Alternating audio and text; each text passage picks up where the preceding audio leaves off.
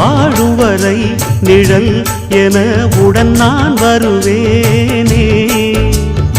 ஏழ் பிறப்பும் உயிர் துணை உனை நான் பிரியேனே.